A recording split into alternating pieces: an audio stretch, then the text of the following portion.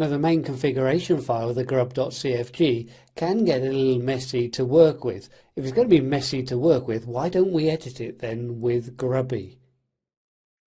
So you can see then I'm on my server console and I've logged on as the root user. We can use the command grubby, and if I use then --default -kernel, we're going to be able to see, well, would you guess the default kernel? So when we boot up, the default selection is the selection for this slightly later kernel. We can see by the version numbering on the end, it's got that extra 3.1. Well, maybe if I wanted to set my default kernel to be something else, then I can go through and use --, and set -default. And I can then go through and navigate through to my boot directory. At this point I can start using my tab completion. So I can put in then vmliners. We can then go through and put our 3 entry in. And then if I just put E for Enterprise Linux without any extra information, that's the original kernel that was installed with CentOS 7.2. If I now go through and look at my default kernel, we can see now that the default kernel has changed.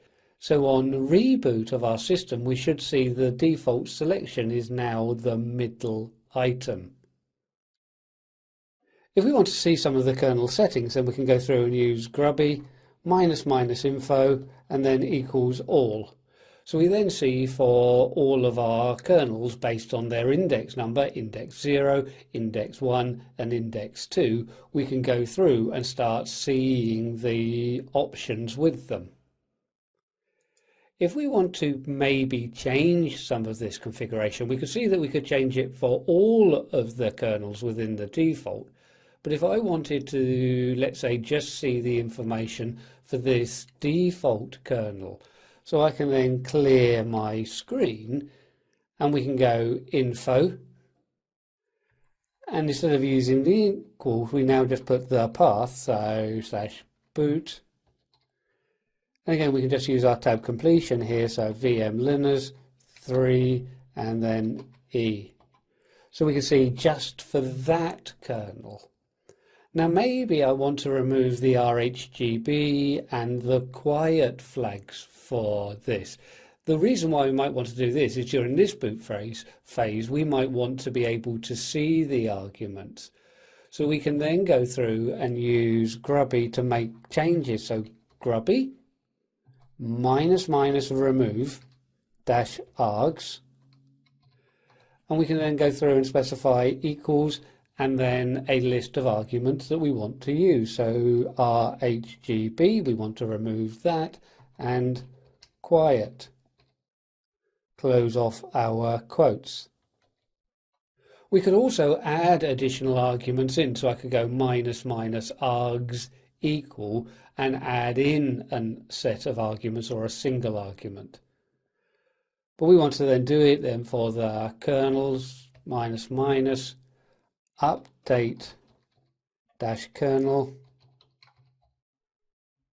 and I can just use this last argument. So the last argument I used was the kernel I want to update, so I'm going to use then my exclamation mark and dollar to represent the last argument. So we can see now that we've removed the argument RHGB and quiet from the kernel 310.027 If we go back and get our info on this, we can see that that is then true. We no longer have those arguments applied. So really, to be able to see those changes now, again, why don't we go through and reboot the system and then go through and take a look at it.